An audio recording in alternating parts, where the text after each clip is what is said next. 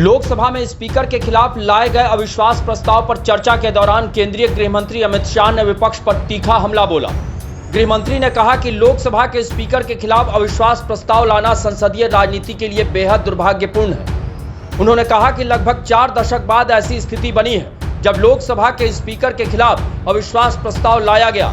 यह अफसोसजनक घटना है। अमित शाह ने कहा कि लोकसभा का स्पीकर किसी एक पार्टी का नहीं बल्कि पूरे सदन का होता है और उसका दायित्व सभी सदस्यों के अधिकारों की रक्षा करना होता है। ऐसे में स्पीकर की निष्पक्षता पर सवाल उठाना लोकतांत्रिक परंपराओं के खिलाफ है।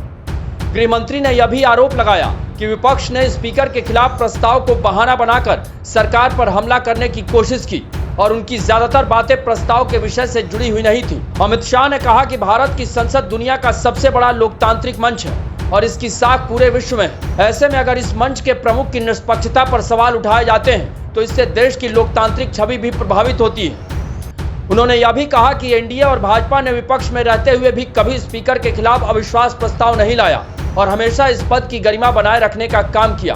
गृह मंत्री ने बताया कि स्पीकर ओम बिरला ने विपक्ष को उनकी सीटों के अनुपात से भी अधिक समय बोलने के लिए दिया। उनके मुताबिक 17वीं लोकसभा में मुख्य विपक्षी दल को लगभग 158 घंटे और 18वीं लोकसभा में अब तक 71 घंटे का समय मिल चुका है।